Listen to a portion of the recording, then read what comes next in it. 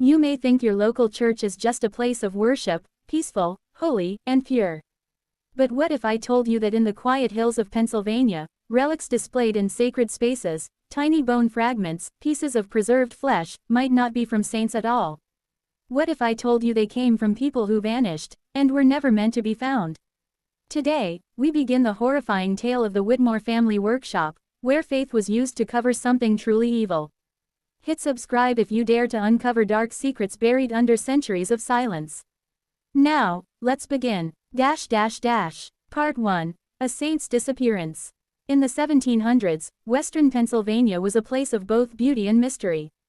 Rolling hills stretched into thick forests, and small wooden churches dotted the countryside. Back then, people were deeply religious. The Quakers ran peaceful meetinghouses in places like Philadelphia and Chester County, while Presbyterians, Lutherans, and other Christian groups pushed west, claiming land, building churches, and fighting to survive. Among these early settlers was the Whitmore family. They came from England in 1742, settling in a quiet stretch of forested land near Chester County, about 30 miles west of Philadelphia. Nathaniel Whitmore was a tall, sharp-eyed man known for his skill in crafting religious items, chalices, crosses, communion plates. Ministers across the region admired his work. His handmade pieces were considered holy, almost magical. His two-story timber workshop sat on 12 wooded acres. Sunlight poured through tall windows as Nathaniel worked during the day. At night, no one knew what went on inside. Nathaniel's wife, Elizabeth, was quiet and always in control. Her movements were smooth, her voice calm, even when others were upset. She raised their 4 children with strict order. The eldest, Thomas, helped his father in the shop. Daughters Mary and Sarah took care of chores. The youngest, William, was a thin, pale boy who wandered the woods alone, collecting animal bones and strange plants. Neighbors thought the Whitmores were deeply spiritual.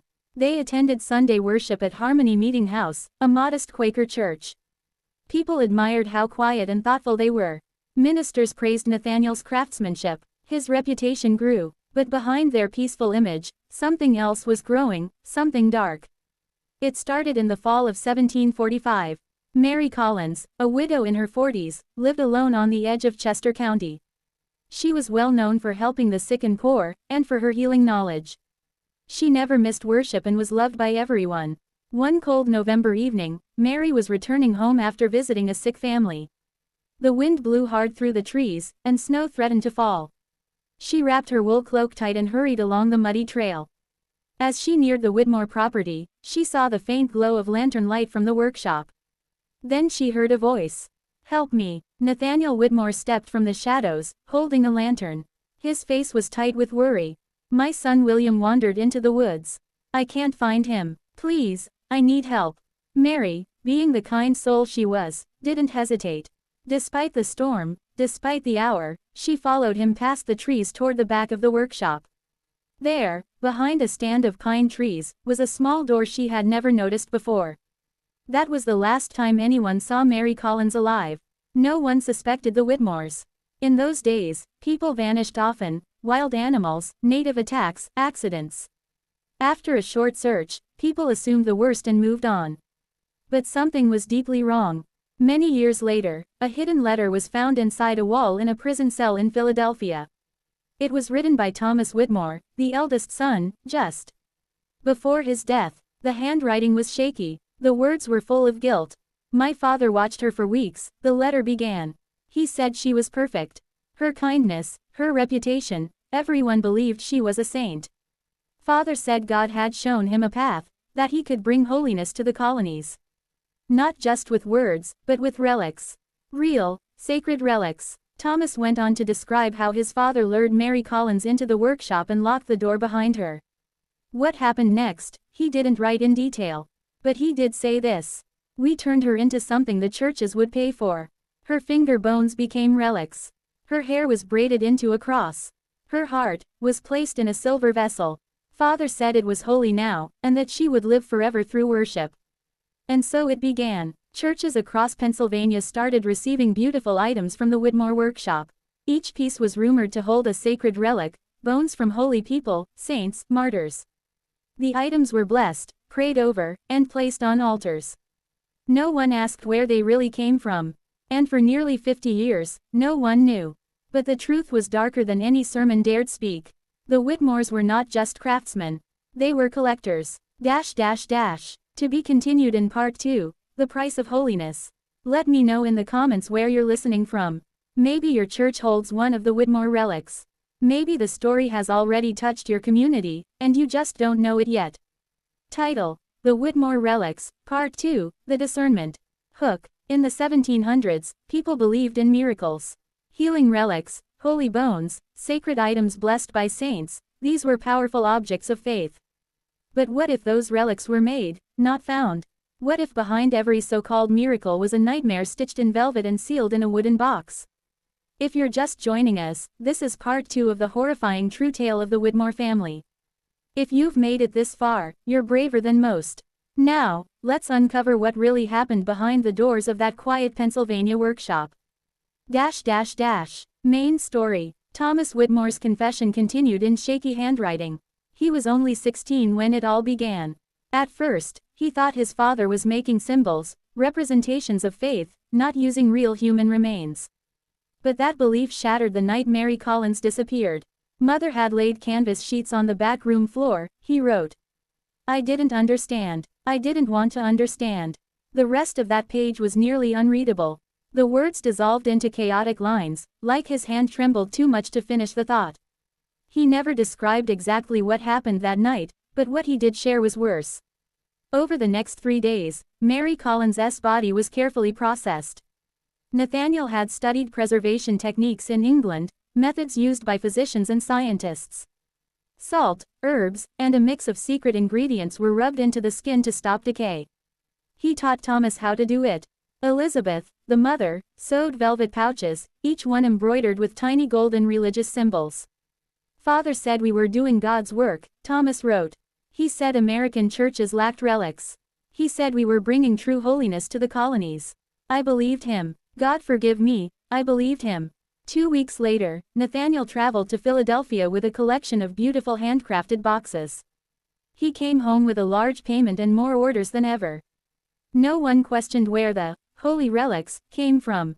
At the next church meeting, Nathaniel gave a moving speech about Mary Collins. He told the Quakers how much she meant to the community. Then he presented the congregation with a stunning altar box, saying he made it in her memory. What no one knew was that a tiny piece of Mary was hidden inside. She was the first of many. By spring, whispers of miracles began to spread. A small Episcopal church in Philadelphia claimed 3 people had been healed after touching a relic they believed came from a European saint. They said it had been purchased from a craftsman with overseas connections. That craftsman was Nathaniel Whitmore. By 1750, the family's business had grown rapidly. The workshop had doubled in size, with 5 new apprentices. But these young men only worked upstairs, making the visible products, boxes, chalices, crosses. None were allowed into the cellar, where the real business happened. The Whitmores also built a new home, a grand 2-story house made of stone and timber. It stood like a monument to their success, but it was built on blood and secrets. People had stopped talking about Mary Collins. Over time, other disappearances followed, a visiting preacher, an older woman with no close family, a traveler whose name was forgotten. Each vanishing could be blamed on wilderness dangers, or Indian troubles. No one questioned deeper, but the Whitmores had changed their method. They called it the discernment. The discernment began with the women. In 1823, long after the family was gone, Sarah Whitmore's old journal was found hidden in a broken wall. In it, she wrote how her mother, Elizabeth, had developed the gift of discernment, the supposed ability to sense which people were destined to become saints after death. She said God whispered their names, Sarah wrote. Mother believed we were only helping them reach their destiny sooner. That belief allowed the family to justify everything. It wasn't murder, they told themselves. It was holy work. By the early 1750s, Nathaniel had built a wide network. He made deals with ministers across Pennsylvania, New Jersey, and even Virginia. He gave them fine gifts, shared fake stories about relics from Europe, and hinted at exclusive access. He claimed the Catholic Church had hidden power for centuries, and that relics gave that power to their churches. Protestant ministers didn't want Catholic doctrine, but they did want the influence. And Nathaniel delivered. Thomas, in his confession, wrote, "Father convinced them that relics didn't belong only to Catholics. He said the Spirit would honor them, regardless of the source. And they believed him. The family's influence spread. They even had informants, people who traveled between churches, reporting which relics caused miracles. These stories were passed on to other ministers, building hype and trust. Nathaniel told the church leaders to keep the relics secret from the public. Only the elders should know. This made the objects feel sacred, rare, powerful. And it kept questions from being asked. The truth was horrifying. The bones and tissues inside these sacred relics weren't from saints in Europe. They were from the missing neighbors, friends, and strangers across the American colonies. Then something went wrong. In the spring of 1753, a man named Drive Samuel Winters got curious. He was a respected physician from Lancaster. One of his patients claimed they'd been healed by touching a relic at a nearby church. Intrigued, Winters examined it. What he found disturbed him. The tissue was too fresh. The preservation methods didn't match anything from Europe. He began to ask questions, too many questions. That summer, Winters left on a trip to Philadelphia. He never arrived. His body was never found. 1 month later, a church in New York received a box containing what was claimed to be the finger bone of a 12th century healer. The timing was no coincidence. The Whitmore children grew older. Thomas became his father's right hand. William, the youngest, had a disturbing fascination with the process. He was brilliant at preservation, better than his father, and developed new ways to make relics seem more ancient. The sisters, Mary and Sarah, handled money and letters. They scheduled deliveries and helped grow the business. What started as a small act of evil had now become an empire of quiet horror. And no one, not even the churches, suspected what was buried beneath their holy symbols. To be continued in Part 3, A Whisper in the Woods. Drop a comment if your town has a church over 200 years old. You never know what secrets lie beneath the altar. And if you're brave enough, hit that subscribe button, because the deeper we go, the darker this story becomes. Title: The Whitmore Relics, Part 3, The Children of Ash and Gold. Hook. In the early days of American freedom, while the nation celebrated victory over the British, another kind of war was being fought in secret, a war for souls. But not in sermons, in cellars. While churches rebuilt, praising God for independence, the Whitmore family quietly expanded their empire of horror. They didn't just make relics anymore, they created them, piece by piece, from those least likely to be missed, children. This is Part 3 of the terrifying true story of the Whitmore family. If you're still with us, take a deep breath, we're going deeper. Main story. As America moved toward independence in the late 1700s, everything changed, including the way churches operated. The war had broken trade with England, so religious items became hard to find. This gave the Whitmore family a golden opportunity. Their workshop, once known only for beautiful chalices and crosses, now became one of the few sources for religious relics in the colonies. Ministers from Pennsylvania to Virginia placed orders. Nathaniel Whitmore made sure to appear neutral, supporting American ideals just enough to stay trusted, but never tying himself too closely to any one side. Then came 1781. While others celebrated the war's end, the Whitmores turned their eyes toward a new, disturbing source for their relics: orphan children. It began with 10-year-old Joseph Miller. He lived in a church-run asylum in Philadelphia after losing his parents to smallpox. He was small, quiet, and deeply religious. The clergy adored him. In February 1782, he disappeared. The disappearance was investigated briefly, but like many lost children of that time, it was dismissed. Maybe he ran away, maybe he was taken. No one knew. 3 months later, a church in eastern Pennsylvania announced a miracle. They claimed a preserved heart, said to be from a child martyr from the early Christian church, was healing sick children. Parents flocked to the church. Donations poured in. Other churches began asking where to find such a powerful relic. That's when William Whitmore made a horrifying suggestion. In a journal entry written in shaky script, Sarah Whitmore confessed. William said children's relics were more powerful. Their purity made them perfect vessels for God's work. Father hesitated, but the prophet potential convinced him. God help me, I knew it was wrong. But I said nothing. Between 1782 and 1785, at least 16 children vanished. All were orphans, or from poor families. All lived within a day's journey of the Whitmore property. No one could tie the disappearances together. It was a harsh time. Children vanished often, blamed on the woods, wild animals, or cruel men seeking to profit from misery. But behind the scenes, the truth was far worse. Churches were paying 5 times more for relics said to be from child saints. The Whitmores grew richer than ever. They bought land, opened legal businesses, built political connections. They even had to let 2 trusted apprentices in on the secret to keep up with demand. One of those men, Daniel Foster, would one day bring it all crashing down. In 1785, a Quaker minister named Elijah Thompson began asking questions. Thompson had once been a lawyer. Now, he worked for the Philadelphia Yearly Meeting, investigating unusual religious practices. In his private journal, Thompson wrote, "I was sent to examine disturbing rumors, relics, saint worship, and Catholic-style miracles creeping into Quaker meetings. Such things go against our belief in direct communion with God." He followed the trail to the Whitmores. The relics all seemed to trace back to Nathaniel Whitmore, either directly or through well-connected middlemen. The stories sounded holy, but the origins were always vague. Too vague. In December 1785, Thompson visited the Whitmore estate.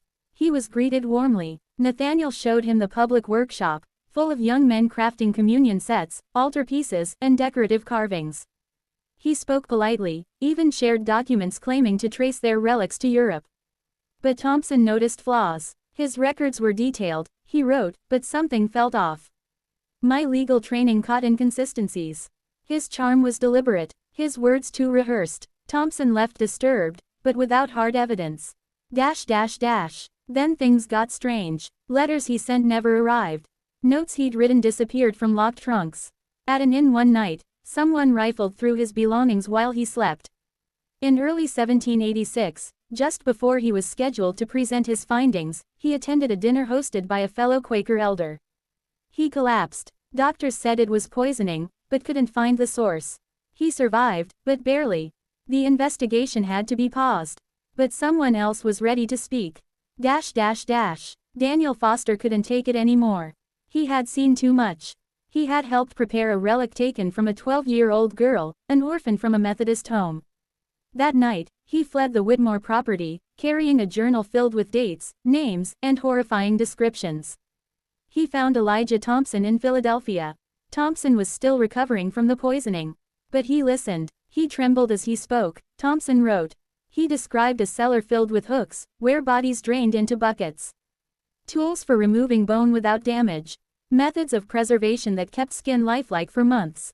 Most chilling, the prayers. Before and after each session, Foster said, Nathaniel and Elizabeth led prayers, thanking God for the sacrifice, blessing the relics made from flesh.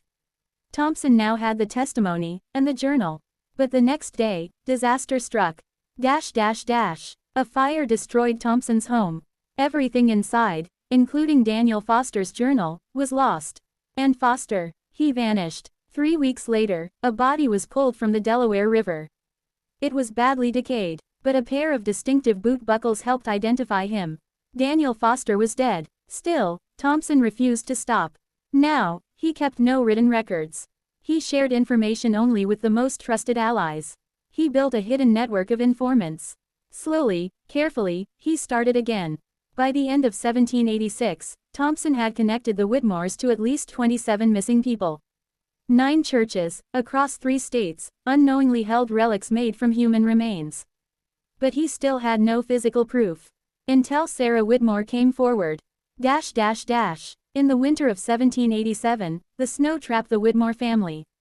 They couldn't travel. They couldn't deliver orders. Tensions rose. Sarah, now 32 and still unmarried, had reached her breaking point. My sleep is haunted, she wrote in her journal. I see their faces. The children most of all. William no longer acts human. Last week, he spoke of preserving whole limbs for sale. Mother encouraged him. Father is too sick to stop it. Sarah's guilt, long buried, finally boiled over. In January 1788, she took a secret trip to Philadelphia, one the family believed was for business. Instead, she met with Elijah Thompson. To be continued in Part 4, The Last Relic. What Sarah told Thompson would crack the Whitmore legacy wide open. If you're listening to this and you think your town's oldest church might hold a miracle relic, ask yourself, where did it really come from? Comment your state below, and if you haven't already, subscribe. The horror only deepens from here. Title: The Whitmore Relics, Part 4, The Last Relic. Hook. Sarah Whitmore had blood on her hands. But she also had a conscience. And in the icy winter of 1788, guilt finally outweighed fear. What she revealed to Elijah Thompson that January would tear apart the Whitmore family, expose an entire web of religious deception, and uncover one of the darkest secrets in early American history. But some things were still buried. And one relic, known today as the Last Relic, was about to change everything. Main story. Elijah Thompson met Sarah Whitmore in a quiet corner of a candlelit Philadelphia inn. She wore a plain gray cloak, hood drawn tightly to hide her identity. Despite the cold, her hands shook, not from the weather, but from the weight of what she carried. Inside her travel bag, wrapped in linen and sealed in beeswax, was a small wooden box. Roughly the size of a Bible. Inside that box was a preserved human hand. A child's hand. We called it the relic of Saint Aurelius, Sarah whispered. We told the buyers it came from a martyr in Rome. But the truth, it belonged to a boy named Isaac. He was 7.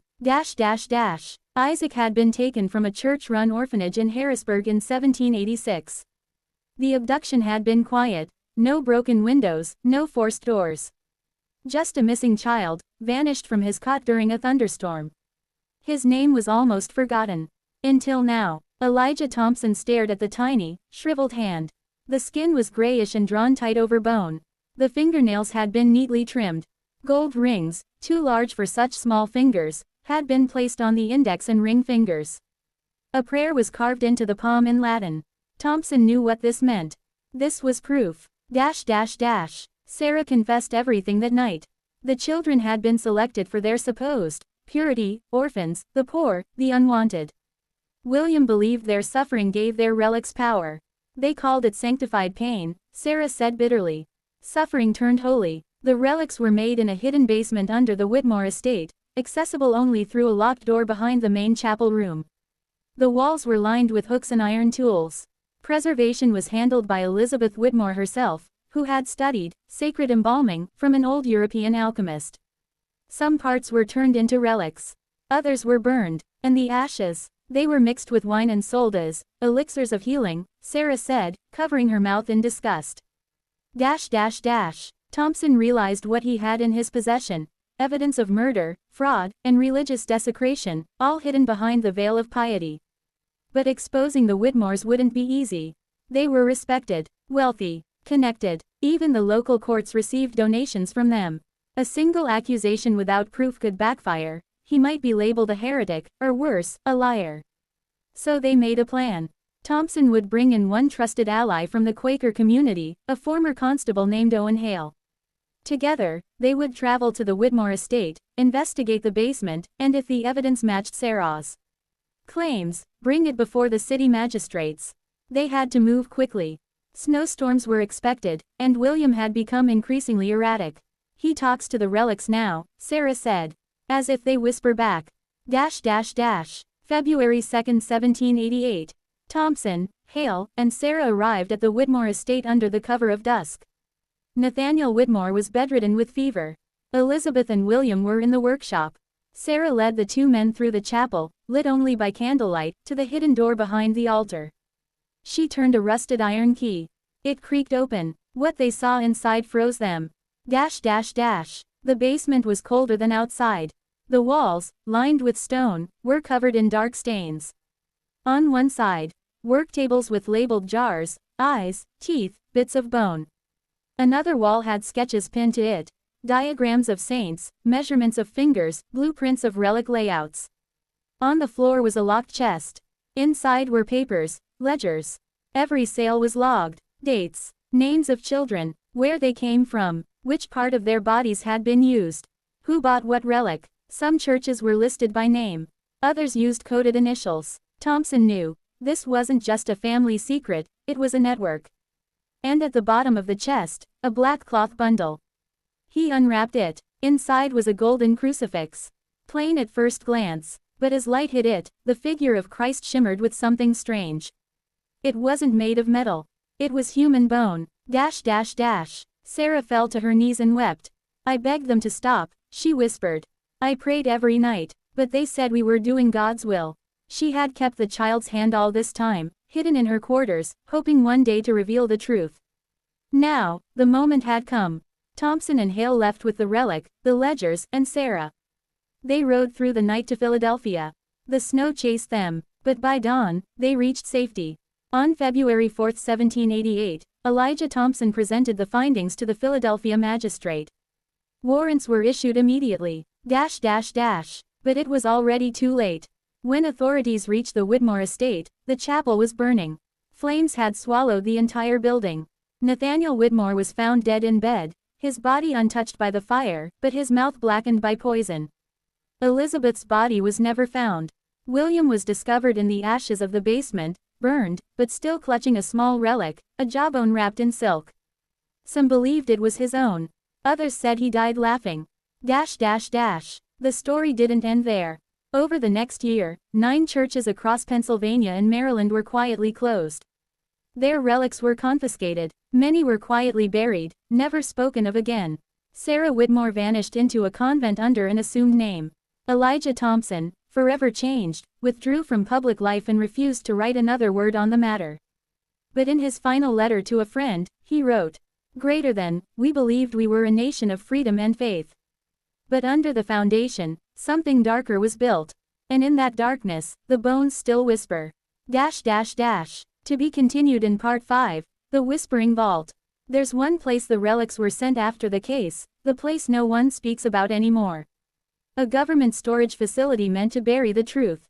But one man went there in 1954. And he never came back. Like, comment, and follow for Part 5. Title: The Whitmore Relics, Part 5, The Whispering Vault.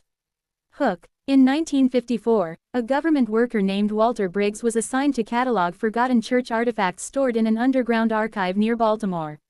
He brought a flashlight, a clipboard, and a sandwich.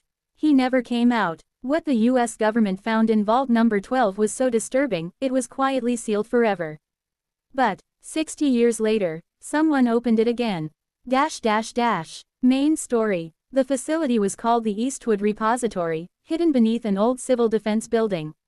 From the outside, it looked like any government warehouse, gray brick, barbed wire, and a faded American flag swaying in the wind. But underground, there were vaults, 12 of them, each one filled with confiscated artifacts the public was never meant to see, banned occult books, church relics from criminal investigations, even items recovered from exorcisms. Vault number 12 was the deepest. And in 1788, after the Whitmore estate burned down, several boxes were quietly delivered there. No one documented what was inside. No one asked questions. Until 1954. Walter Briggs was a mild-mannered man, glasses, sweater vests, a quiet voice. He lived alone, worked overtime, and followed orders without complaint. When his supervisor asked him to go down into vault number 12 to take inventory, Walter nodded. Just a few old boxes, they told him. But Walter's logbook tells a different story. January 17, 1954, 9:41 a.m. Entered vault number 12. Smells musty. One hanging bulb. Floor is cold metal. There are 6 crates marked, Philadelphia Archive. 10:12 a.m. Found strange wooden box. No hinges. Just wax seals. Heavy. Smells like vinegar and incense. 10:37 a.m. One crate contains ledgers. Dates go back to 1786. Names of children. One page stuck to another with a dark substance. 11:02 a.m. Found gold crucifix. Doesn't feel like metal, more like bone. Think I've seen this before in a case file. 11:46 a.m. Something's not right. The bulb keeps flickering. I heard whispering, but no one else is down here. 12:03 p.m.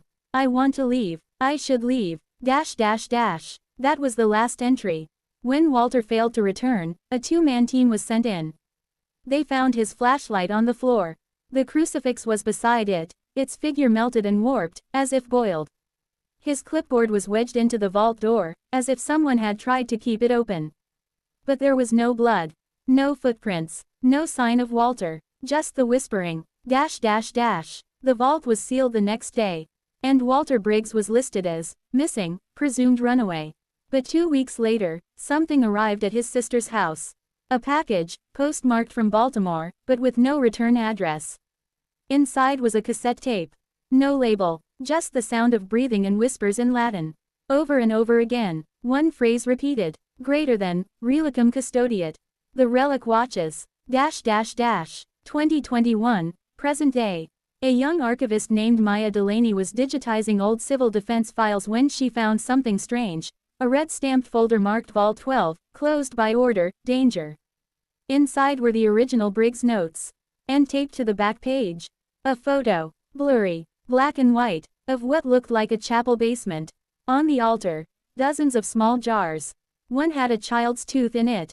Maya, obsessed with unsolved government secrets, decided to investigate. She filed a request to access the Eastwood repository for a heritage project. To her surprise, it was approved. August 14, 2021. The vault hadn't been opened in over 60 years. Maya walked down a narrow stairwell, armed with a GoPro, a headlamp, and gloves. As she stepped into vault number 12, the air felt wrong, too dry, like the breath had been sucked out of the room. 6 crates, all labeled Whitmore Collection. She opened one. Inside was the melted crucifix. She picked it up, and immediately dropped it. It was warm. She turned to leave, but the vault door was closing. No alarms, no lock, just a whisper. Maya. She froze. The name wasn't spoken. It was felt, like it had passed through her skull and straight into her spine. She turned around, shining her light into the crates, and there it was. A wooden box, smaller than the others. Beeswax sealed. She opened it. Inside, a child's hand. Trimmed nails, gold rings, and a Latin prayer carved into the palm. She reached for her camera. Then everything went black. September 2, 2021. Security opened vault number 12 after 3 weeks of no contact. They found Maya's headlamp flickering on the floor. Her camera was gone, but in her backpack was a cassette tape. Same as Walter's. Same whispering Latin. Greater than, relicum custodiet. The relic watches. The relic remembers. The relic, waits. To be continued in part 6, The Curse of the Whitmore Line. The Whitmores may be gone, but their blood isn't. And a descendant living in modern-day Ohio has just discovered a letter sealed in 1791. Inside it, the instructions for creating a new relic. And something much, much worse. Like, comment, and follow for part 6. Title: The Whitmore Relics, Part 6, Bloodline. Hook: the Whitmore family vanished in 1788. But in 2022, a college student named Eli Whitmore received a letter postmarked from the 18th century. Inside were hand-drawn diagrams of body parts, a wax-sealed prayer, and a warning. Greater than, the relic is incomplete. The blood must continue. Main story: Eli Whitmore didn't believe in ghosts. He believed in textbooks, football, and keeping his scholarship at Ohio State.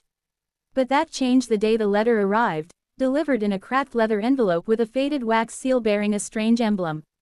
A child's hand, open, pierced with a rose stem. Eli thought it was some kind of prank. But the letter inside was real parchment. The ink smelled metallic. The writing, unmistakably old. It read, greater than, to my last heir. You will not know me, but you carry me in your veins. I failed, but you can finish it. You must, before the relic chooses someone else. Greater than, do not fear the voice. Fear the silence. Silence means it's listening. He almost threw it away.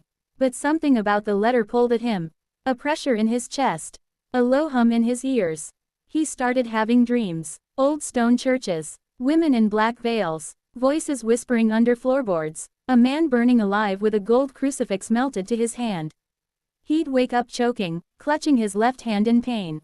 When he finally told his grandmother, she went pale. You got it, don't you? She whispered. The letter. Eli froze. How did you know? She didn't answer. She just stood, walked to the hallway, and returned with a small tin box. She handed it to him with shaking hands. Your great-great-grandfather told me never to open this unless someone in the bloodline saw the black-robed children in their dreams.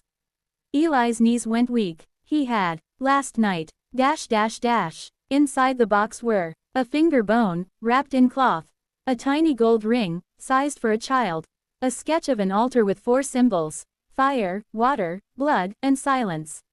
And beneath it all, a second letter. Greater than, Eli, you are not cursed. You are chosen. Greater than, the relic is made of body, breath, and binding. 1 piece of each must come from the line. That's you. Greater than, if you refuse, it will take what it needs anyway. Eli didn't believe it, until the nosebleeds started. At first, small, then every day, then in his sleep. Then his roommate found him standing in the hallway at 3 a.m., muttering Latin phrases. He had never studied Latin. They took him to the campus clinic. Nothing wrong. Good blood pressure. Normal scans. Except his heart rate kept skipping in the same pattern. 1788. 1788. The year of the Whitmore fire. He started researching. The name Whitmore relics came up in forums of rare occult collectors. Black market churches. Museum curators who spoke only off record. 1 phrase appeared again and again.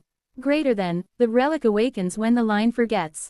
He tracked down a woman named Margot Lee, a retired anthropologist who claimed to have seen a relic once, sealed in beeswax. When Eli showed her the drawing from the letter, she paled. You're one of them, she said. One of who? She stared at him with a mix of fear and awe. The relic's children. You're what it's been waiting for.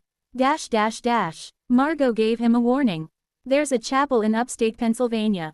Long abandoned. But if you really want to end this, that's where it started. And where it must be buried. Eli asked what he needed to bring. She gave him a list. Something from the bloodline, he had the bone. Something newly sacrificed, his own blood.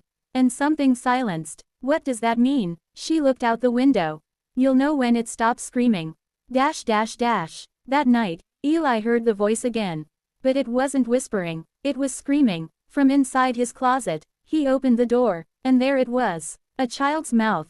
No body, no eyes, just a mouth stitched into the lining of his coat.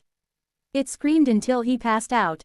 And when he woke up, the mouth was gone, but in his coat pocket was a note. 1 word. Greater than come. Eli booked a train to Pennsylvania. He didn't pack much. He didn't tell anyone. He took the box, the letters, and the drawing of the altar. And as the train rolled into the night, he pressed his forehead to the window and whispered the only thing that calmed the humming in his blood. Greater than, Relicum custodiet. The relic watches. To be continued in Part 7, The Silent Chapel. Eli will arrive at the Whitmore Chapel ruins. But he's not alone. Someone, or something, has been waiting for his bloodline to return. And the final piece of the relic is no longer buried. It's awake. Like, comment, and follow for Part 7. Title: The Whitmore Relics, Part 7, The Silent Chapel. Hook. In 2022, Eli Whitmore boarded a train to Pennsylvania to visit a chapel that burned down in 1788. But this wasn't just a chapel. It was the birthplace of a relic made from flesh, blood, and silence. And it had been waiting for him. Main story. The train rolled through forests and fog, past ghost towns and coal mines swallowed by vines. Eli barely slept. Every time his eyes closed, he heard a hum, not outside, but inside his head. A tone, like a tuning fork vibrating beneath his skull. The further he traveled, the louder it got. Until the moment he stepped off the train in St. Lorne, a town with no post office, no gas station, and only 1 name on the map. Whitmore Chapel ruins, 2 miles north. He walked. The air smelled like burnt leaves and iron. His coat felt heavier with every step, as if the bone, the letter, and the relic drawing were gaining weight. Eli passed mossy stone fences, headless angel statues, and a dried creek that looked like it had once run red. Then, up ahead, he saw it. A collapsed chapel, its stone walls blackened, roof gone, windows shattered. The bell tower was still standing, but cracked. As if lightning had split it, and the sound had never stopped ringing. He stepped through the archway. The floor inside was rotting wood, covered in ashes and vines. Nature had tried to erase this place, but something held it together. Like the building refused to fall until its secret was fulfilled. In the center of the floor was a stone altar. Exactly like the drawing in the letter. Symbols carved deep into its face. Fire, water, blood, silence. Beneath the altar was a small, square hole, big enough for a hand. Or a bone. Eli opened the tin box. He unwrapped the finger bone, his great-great-grandfather's. He placed it into the hole. The altar trembled. A deep hum rose from the stone, not loud, but heavy, like something massive turning underground. He cut his palm with a rusted nail from the wall and let a few drops of blood fall onto the bone. The humming stopped. Then the bell tower rang once. Without a bell. Eli froze. A voice whispered behind him. Greater than, you've done it backwards. He turned. A woman stood there. Pale, long black dress, face hidden by a veil. She wasn't breathing, but she spoke again. Greater than, you gave blood before silence. He asked, trembling, what does that mean? She lifted her veil. Her mouth was stitched shut. Yet somehow he still heard her. Greater than, now it wants more. Suddenly the ground beneath him cracked. A narrow spiral staircase opened, leading into the earth. Eli had no flashlight, just his phone, but the second he turned it on, it flickered and died. The only light came from the altar itself, a faint red glow seeping through the cracks. He climbed down. The air was thick, heavy with moisture and decay. At the bottom, he found a narrow stone corridor, with walls scratched full of Latin phrases and child-sized handprints. Some were smeared in dried blood. Some were fresh.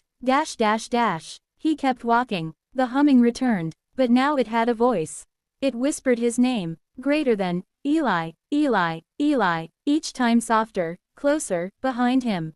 He turned, nothing. He moved faster. Then, at the end of the corridor, a door. Stone, carved with a symbol, the open child's hand pierced with a rose stem. He touched it. The stone door slid open. And inside, was a room full of silence. Not quiet, silence. The sound dropped away. His breath vanished. His heartbeat stopped. Even his thoughts felt muted. In the center of the room was a tall wooden figure, stitched from branches, hair, and leather. Its arms were outstretched. In its chest, a cavity. In that cavity, something pulsed. A heart, still beating. Eli tried to move, but something moved first. From the walls, shadows detached. Children, eyes covered in wax, lips sewn shut. They crawled toward the figure and began to chant, though no sound came. Eli understood without hearing. Greater than, bind the silence. Feed the relic. Finish the bloodline. He stepped back, but bumped into someone. It was the veiled woman. Only now her stitches were undone. And her smile stretched ear to ear. She whispered, now that you've come, you must choose. Greater than, you may silence your voice. Greater than, or let it take your blood. The relic pulsed. It had fed on his ancestors' flesh. It had fed on his blood. Now it wanted his silence. Eli remembered the letter. Greater than, do not fear the voice. Fear the silence. Silence means it's listening. He shouted. Greater than, I choose voice. Instantly, the children screamed. The relic convulsed. The red glow turned white hot. The walls cracked. The veiled woman shrieked and burst into ash. Eli ran, up the staircase, back through the chapel. Behind him, the relic's chamber collapsed, buried in stone. He fell to his knees outside the ruins. Breathing hard, still alive, still himself. But the altar was gone. The chapel was truly destroyed now. But the humming remained, not loud, just enough to remind him. It wasn't over. To be continued in part 8, The Last Voice. Eli may have escaped the chapel. But the relic is not bound to a building. It is bound to a bloodline. And Eli just made himself heard across centuries. Something has heard him, and it's coming. Title: The Whitmore Relics, Part 8, The Last Voice. Hook. Eli thought destroying the relic's chamber had ended everything. But the relic wasn't tied to a place. It was tied to him. And now, something had been woken. Main story. Eli didn't go home right away. He took a room in a small inn 20 miles from St. Lorne. No TV, no Wi-Fi, just a bed and a Bible missing half its pages. He hadn't spoken to anyone in 2 days. Every time he opened his mouth to speak, he heard the humming. Every time he closed his eyes, he saw the stitched children and the bleeding relic. He sat on the edge of the bed, holding the tin box. The bone was gone, left in the altar. The letter was ash, burned in the final collapse. But the drawing had survived. He looked at the symbol again. The child's hand pierced with a rose stem. Below it, a name had appeared, drawn in red ink that hadn't been there before. Greater than, Alden, his ancestor, but also, his brother's middle name, dash dash dash. Eli's phone rang. He hadn't charged it, but it was glowing. The screen flashed. Greater than call from, unknown.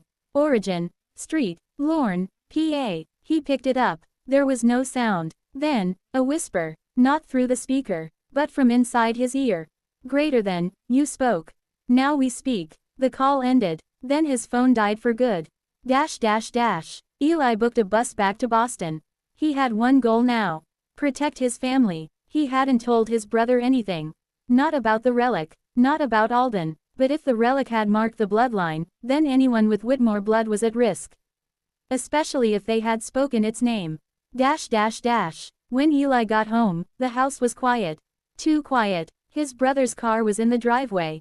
The lights were on. He stepped inside. Greater than, Alden, you home? No answer. He walked to the living room. There, on the wall, carved into the paint with something sharp.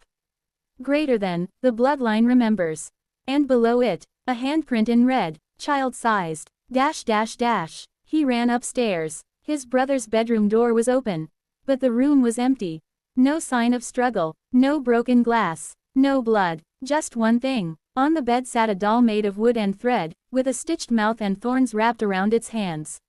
Eli reached for it, but before he could touch it, the doll twitched. Then whispered, in Alden's voice.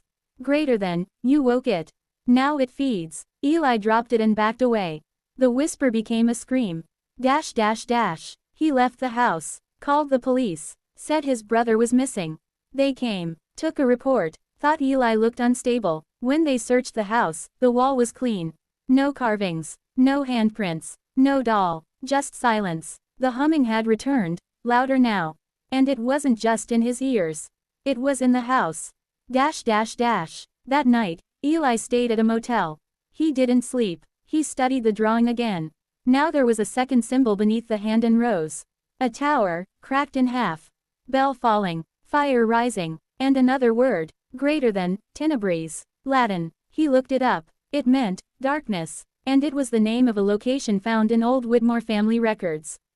Tenebris Hollow, Pennsylvania, long abandoned, land once owned by the original Whitmore settlers. A burial site, a place erased from maps after a fire in 1791. Eli made a choice. Greater than, if it started there, maybe it ends there. Dash dash dash. He drove all night, 6 hours to the last recorded location of Tenebris Hollow. A patch of forest with no road, just a narrow trailhead blocked by rusted chains. He parked, hiked in. Fog rolled low through the trees. There were no animals, no birds, no wind, only humming, and whispering. His name, his brothers, his ancestors. The trees seemed to bend inward, as if watching. Dash dash dash. After an hour of walking, he saw it. A small stone circle, covered in moss. At the center, a broken obelisk, carved with Whitmore names.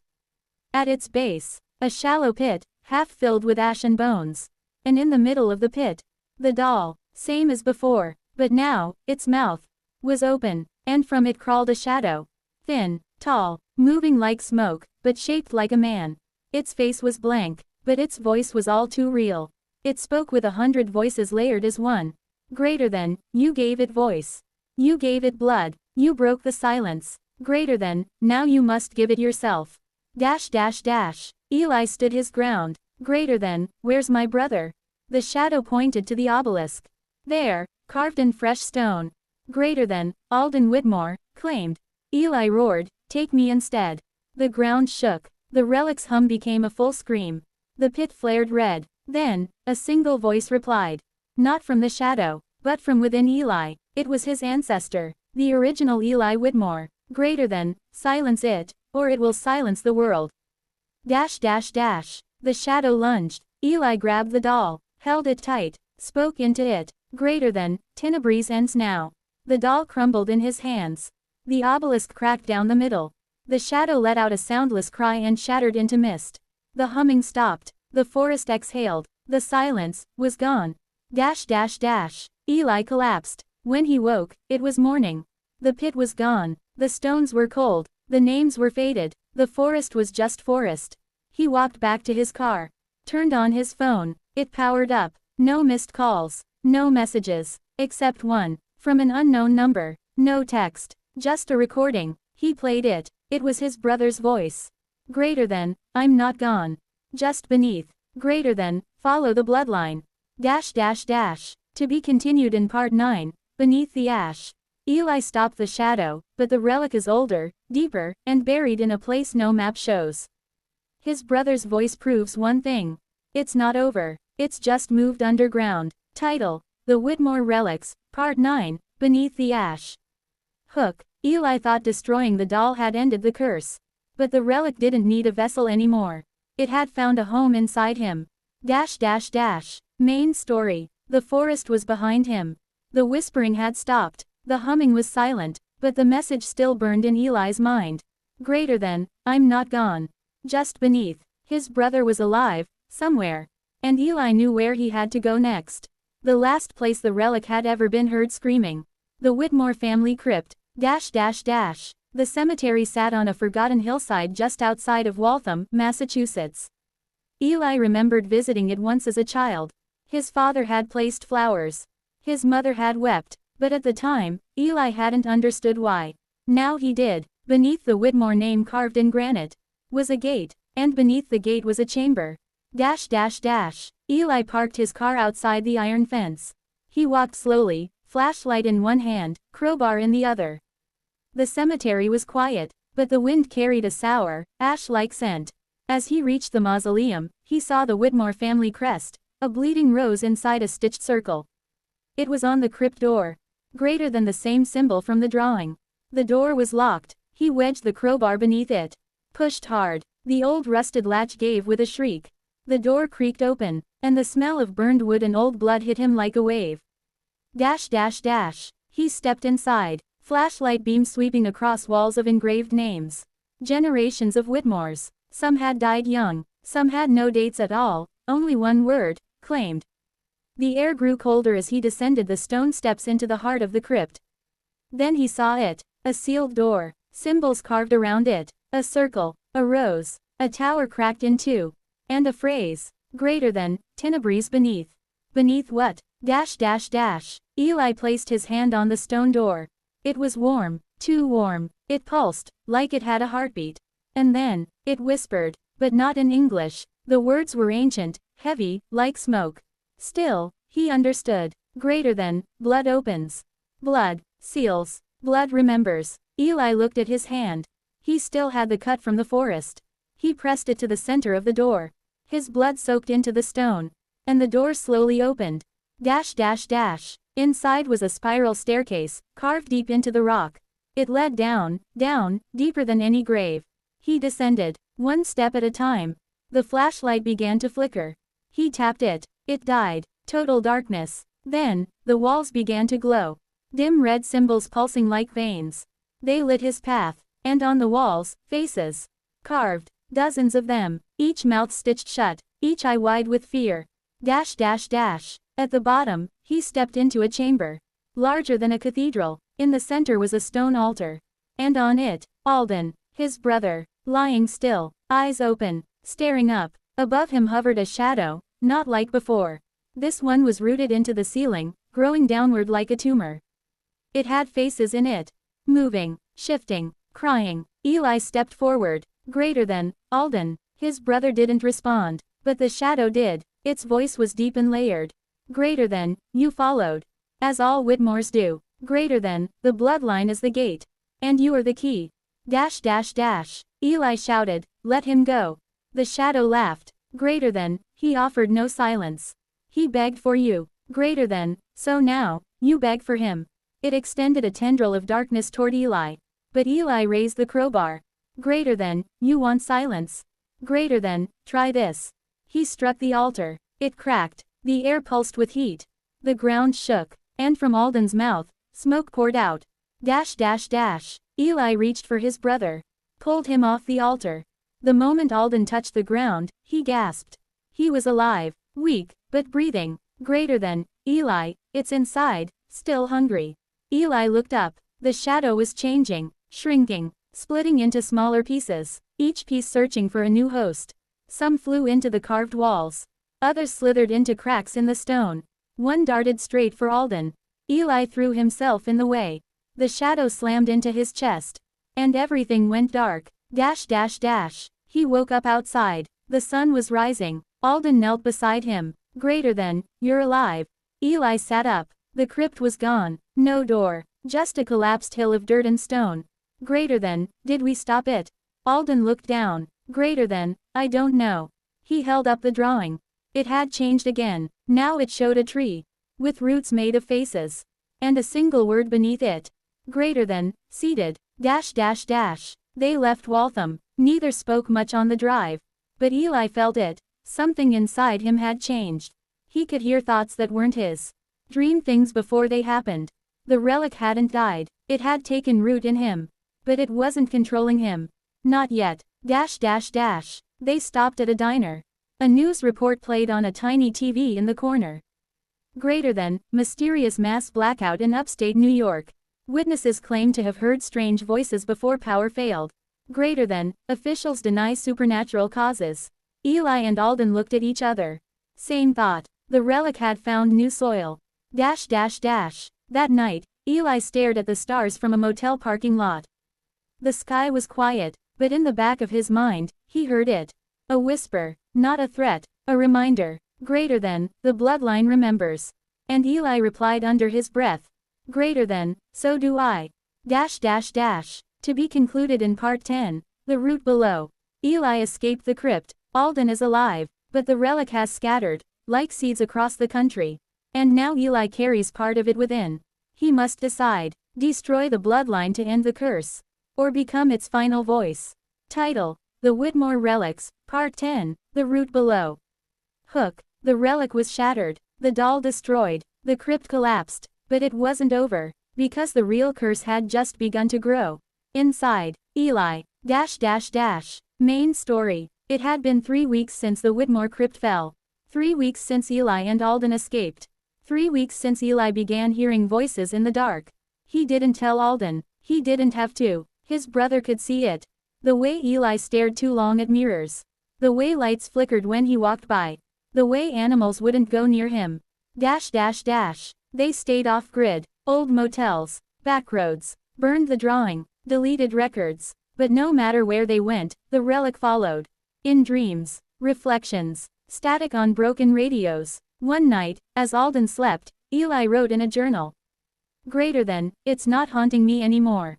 It's using me. Greater than, and maybe, I'm letting it. Dash dash dash. Eli started remembering things that never happened to him. He knew names of ancestors he'd never heard before. He could recite Latin passages he never studied. He could see the future, small flashes, before it unfolded. At a diner, he caught a coffee pot before it fell. At a bus stop, he pulled a kid out of the street seconds before a car spun out of control. It felt like a gift. But it came with a cost. Dash dash dash. The dreams returned. This time, clearer. He stood under a massive tree with roots like arms. The tree was whispering to him. Greater than, beneath us, we remember. Greater than, beneath you, we wait. Each night, the voice grew louder. Until he woke up with soil under his fingernails. Once, his pillow was full of black leaves. And Alden found him sleepwalking, toward the woods, chanting in an unknown tongue. Dash dash dash. Alden had enough. Greater than, we need help, he said. There's a man in Vermont. A former priest. Said he worked on relic cleansing in the 1980s. Greater than, he might know how to get it out of you. Eli nodded, but deep down, he wasn't sure he wanted it gone. Something inside him whispered, greater than, you are the vessel now. The final route, rip us out, and the whole tree dies. And worse, greater than, so do you. Dash dash dash. They drove to Vermont. The former priest's cabin sat at the edge of a burned forest. Inside, the air felt electric. Books, sigils, old artifacts hung from the walls. The man, Father DeWitt, was older than Eli expected. Blind in one eye, but when he saw Eli, he froze. Greater than, you brought it here. Greater than, the root that lives beneath. He lit incense. Opened an old book. Greater than, it's feeding off your guilt. Your bloodline. But it's not complete. Greater than, it's still looking for one more thing, the original sacrifice. Dash dash dash. Eli leaned in. Greater than, who is it? Father DeWitt whispered. Greater than, Margaret Whitmore.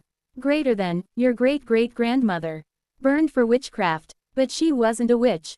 Greater than, she was the gate. Greater than, the first voice to call it here. Alden stepped back. Greater than, so how do we stop it? DeWitt looked at Eli. Greater than, you don't. Greater than, only he can. By returning to where the first blood was spilled. Greater than, by planting himself.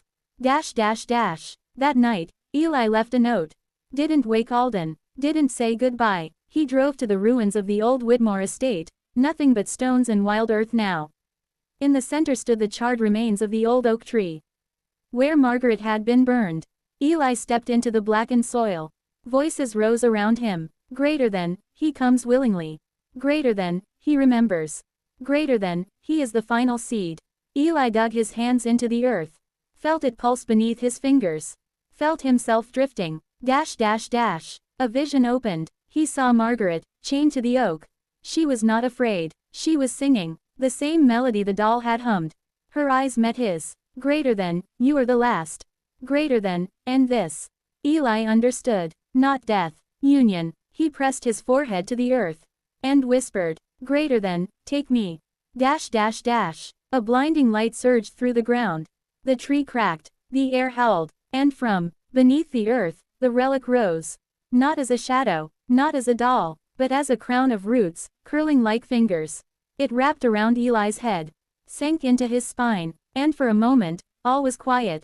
Dash dash dash. Alden arrived minutes later. Too late. The ground was still smoking. Eli's body lay motionless, half buried in ash. But there was no pain in his face. Only peace. Around him, the earth looked different.